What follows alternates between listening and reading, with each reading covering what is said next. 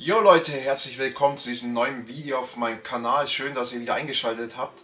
Heute geht es darum, hauptsächlich mal um die Technik im Terrarium und ich zeige euch noch das Terrarium, wie es vorher ausgeschaut hat, also nur mit Styropor. Und wie man hier schon ein bisschen sehen kann, wie es jetzt ausschaut mit Fliesenkleber. Das ist jetzt der zweite Teil der Reihe, es wird wahrscheinlich dann noch, also der dritte Teil dann kommen, wo der Endschliff praktisch stattfindet. Aber dazu dann mehr im nächsten Video. In diesem Video, wie gesagt, hauptsächlich mal die Technik. Und genau, ich wünsche euch viel Spaß.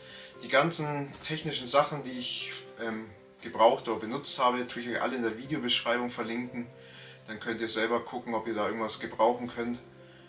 Und ja, dann viel Spaß mit dem Video.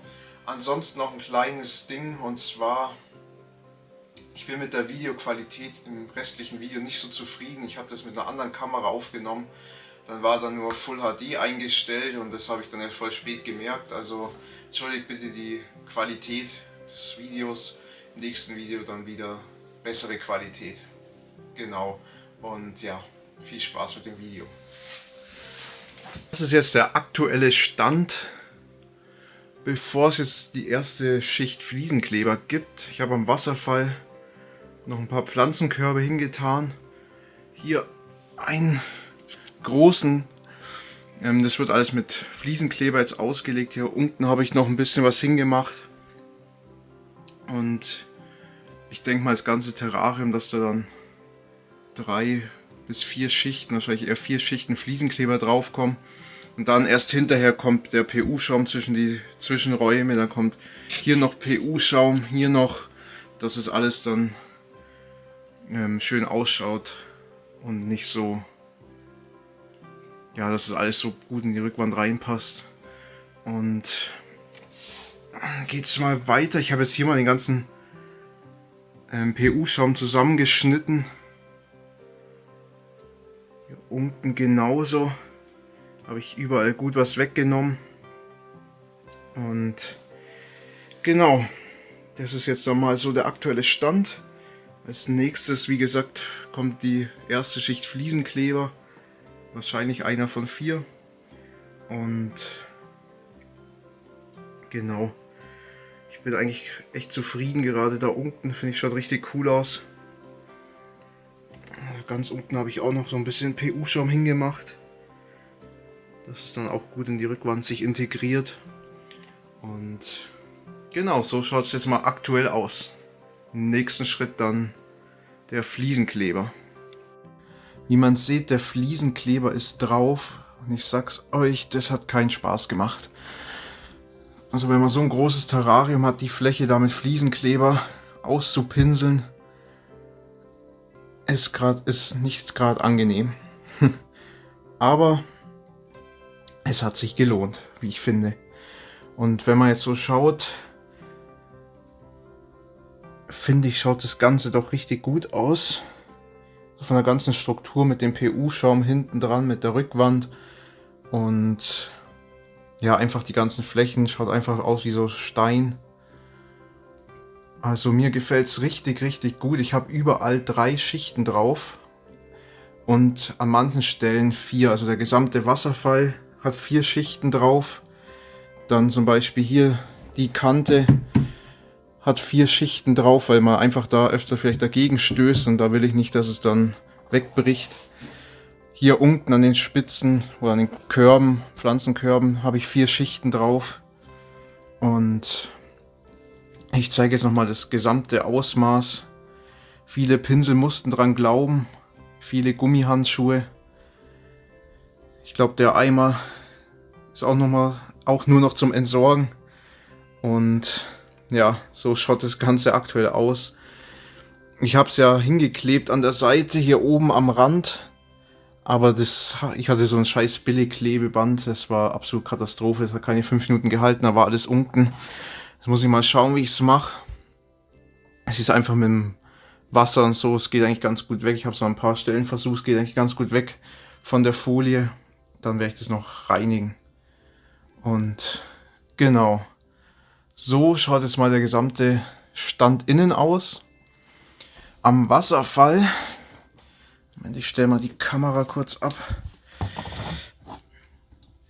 Genau am Wasserfall. Wenn man jetzt hier sieht, die ganzen Schlitze, sage ich noch, da kommt dann überall der PU-Schaum rein. Und zwar der hier, Landscaping Form von Aquaforte.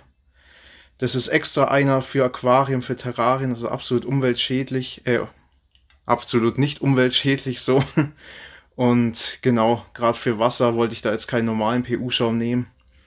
Und der Schaum kommt dann auch überall unten rein, überall an die Stellen, weil da konnte ich einfach nicht pinseln mit dem Fliesenkleber, bin ich nicht hingekommen. Und genau, so schaut es aktuell aus. Aber im heutigen Video geht es dann um die Technik.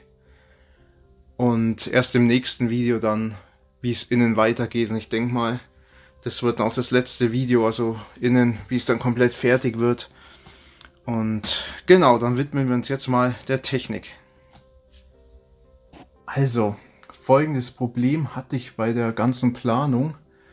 Und zwar so auf das Boa-Terrarium nochmal ein Terrarium drauf. Und deshalb habe ich hier trotz Lampenkasten, ich habe das mal alles so hergerichtet, das Problem, dass, wenn hier natürlich die Platte wieder drauf ist, der Deckel, dass ich nicht mehr an die Technik so rankomme. Und weil ich ja keine Schublade habe oder den Deckel nicht einfach aufklappen kann oder sonst was. Also das war ein bisschen, habe ich jetzt echt lange überlegt, wie ich das mache. Und ich habe mich jetzt einfach für einen einfachen Weg entschieden. Erstmal, ich mache das hier oben alles soweit fertig. Ich habe das auch hier, sieht man jetzt mal so hergerichtet, wie es dann wird. An die Stelle kommt eine Solar Raptor 35 Watt. Passende Vorschaltegerät ist auch da, kann man sich im Internet kaufen. Hier gleich mit einer Keramikfassung, also alles komplett vorverkabelt. An die Stelle kommt auch von Solar Raptor, aber nur ein Halogen-Spot, 35 Watt, wie man sieht. Da muss ich mal schauen, ob da 35 Watt reichen. Von der ganzen Terrariengröße. Nebendran genau dasselbe, wieder ein Spot, 35 Watt. Und hier ganz drüben eine Solar Raptor 50 Watt. Ebenfalls mit Vorschaltegerät wieder. Und wie man hier sieht, ist nicht mehr verpackt, so schaut das Ganze aus. Also einfach simple Keramikfassung. Alles komplett verkabelt schon. Kommen wir jetzt zur Grundbeleuchtung. Und wie ihr seht, sind hier schon mehrere LED-Leisten. Und für mich persönlich ein sehr schöner Augenblick, denn es ist die erste Kooperation auf meinem YouTube-Kanal. Und zwar habe ich die LED-Beleuchtung, die ihr da seht, und das ganze Zubehör, habe ich gesponsert bekommen. Und zwar von der Firma LED Aquaristik bzw. LED Terraristik. Und ja, das hat mich einfach mega gefreut. Also erste Kooperation ist einfach was ganz Besonderes. Dann war bei mir noch die grundsätzliche Frage, weil ich eben noch LED-Beleuchtung gebraucht habe. Und dann kam die Firma eben auf mich zu und hat gesagt, sie würden mich gerne unterstützen bei meinem XXL Terrarium Projekt. Und da war die Freude natürlich riesig. Und ja, so schaut es jetzt aus. Die haben hier 4 LED-Lampen, die haben ungefähr ein bisschen über Meter Länge mit 5500 Kelvin. 2 Stück, und die anderen, die haben ein bisschen weniger, 5500, die haben 3500. Und genau, das sorgt dann einfach für die perfekte Grundbeleuchtung, einfach aus Kaltweiß und Warmweiß, gerade für die Pflanzen. Für die Boas ist es jetzt gar nicht mal so relevant, sage ich jetzt mal, vom Licht her. Viele halten da Boas ja nur mit einer T5-Röhre, also ganz simpel. Aber da ich ja ein bioaktives Terrarium will und einfach mit richtig Pflanzenbewuchs und allem, ist das einfach perfekt. Hier drüben habe ich noch eine kleinere oder eine dünnere Lampe, die ist ungefähr 1,40 Meter von der Länge und die ist speziell nochmal für den Wasserbereich gedacht. Und dass eben auch da die Aquarienpflanzen, die dann reinkommen, auch noch perfektes Licht haben und einfach auch ein schönes Wachstum haben. Und genau, macht mich sehr stolz. dass trotz mein kleinen YouTube-Kanal schon die erste Kooperation stattfindet. Und genau, schaut gerne mal vorbei. Wie gesagt, ich tue es nochmal so in die Kamera halten. LED-Aquaristik bzw. Terraristik, da gibt es so viele verschiedene Sachen. Ich habe hier auch nochmal ein kleines Prospekt, wo man das sehen kann. Also Powerbeam, Spotbeam, dann eben solche Röhren, Komplettsets mit Abdeckungen und ja, einfach alles, was man beleuchtungstechnisch für den Aquaristik- und Terroristikbereich brauchen kann. Und ja, die LED-Leisten sind auch richtig gut verarbeitet. Also Aluminiumgehäuse wiegen auch richtig was, das ist richtig hochwertig. Und ja, das wird meine Grundbeleuchtung für das gesamte Terrarium. Dass es einfach, wie gesagt, von der Helligkeit für die Pflanzen aufpasst und ich da dann hoffentlich richtigen Dschungel drin habe in kurzer Zeit. Aber das werde ich euch natürlich dann auch berichten. Und genau, was noch ein Highlight ist, wollte ich auch noch unbedingt erwähnen, man kann die ganzen Lampen mit einer Wasserkühlung auch noch kühlen. Habe ich persönlich jetzt noch nie gesehen. Ich kenne mich jetzt auch nicht so gut aus, aber das war mir komplett neu, dass man zu Lampen auch Wasser kühlen kann und dadurch nochmal die Lebensdauer einfach nochmal deutlich zu erhöhen. Finde ich auch einfach noch eine richtig coole Sache. Dazu gibt es dann noch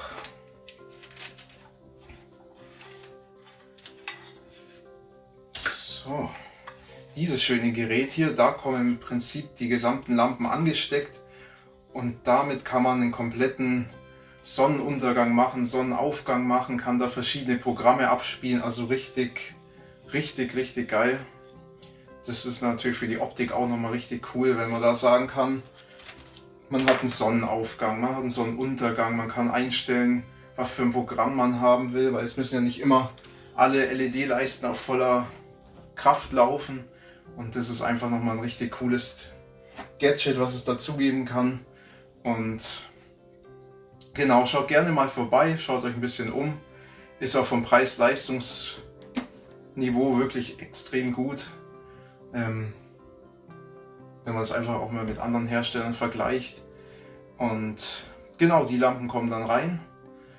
Und das Ergebnis zeige ich euch natürlich dann, wie es ausschaut, wenn die dann mal drin sind.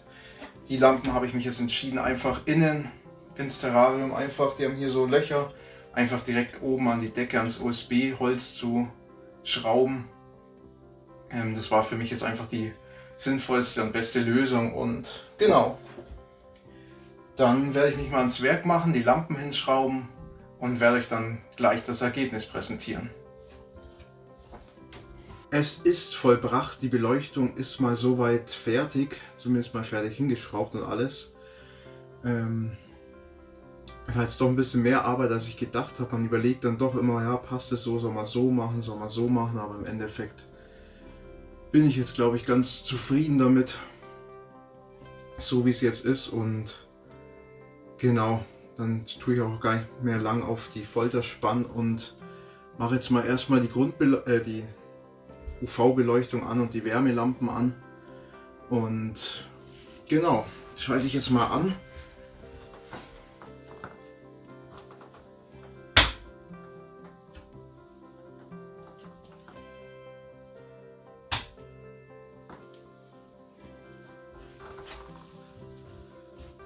So, also die zwei Lampen in der Mitte, das sind ja die Wärmespots 35 Watt. Die sind gleich auf Leistung. Die zwei UV-Lampen hier und hier, die brauchen immer ein bisschen Startzeit, bis sie dann ihr volles Lichtspektrum haben. Und solange es dann so ist, zeige ich euch oben mal, wie es jetzt aktuell ausschaut im Lichtkasten, wie ich das Ganze jetzt verlegt habe mal. Ich bin da immer noch nicht zufrieden, weil ich dann hinterher nicht mehr so gut hinkomme. Aber ich habe jetzt keine bessere Lösung gefunden und deshalb habe ich mir gedacht, ich lasse es jetzt einfach so, es wird schon irgendwie gehen. Und genau.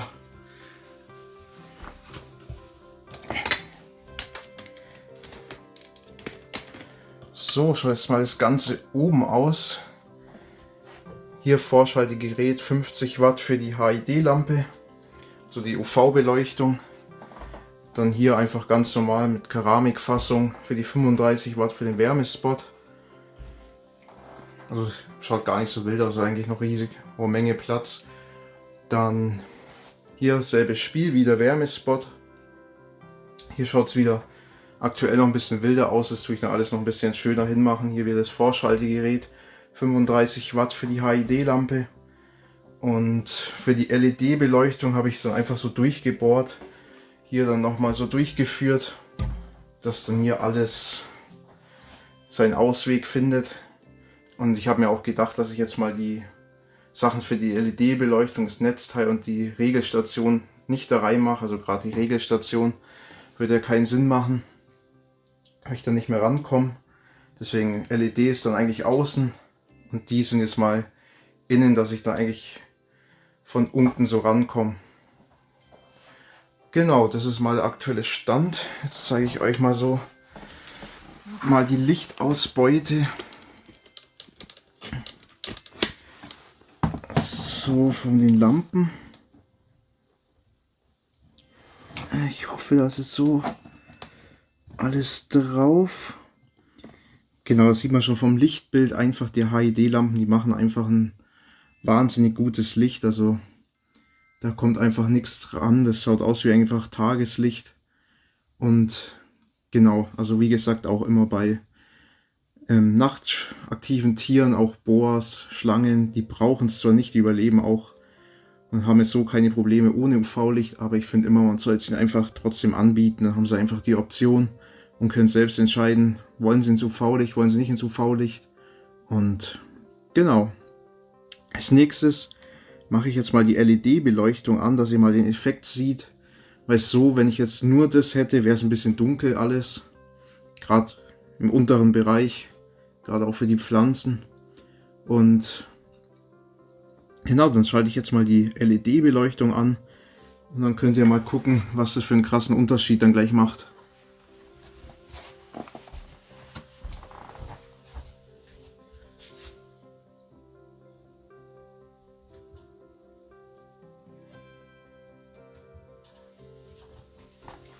So. Also Unterschied wie Tag und Nacht wortwörtlich. Das ist jetzt einfach die Einstellung, alle Lampen laufen auf 100%. Und da ist das ganze Terrarium schon mächtig hell. Ich weiß auch nicht, ob es aus der Kamera jetzt so rüberkommt. Ich glaube, auf der Kamera kommt es doch ein bisschen dunkler rüber.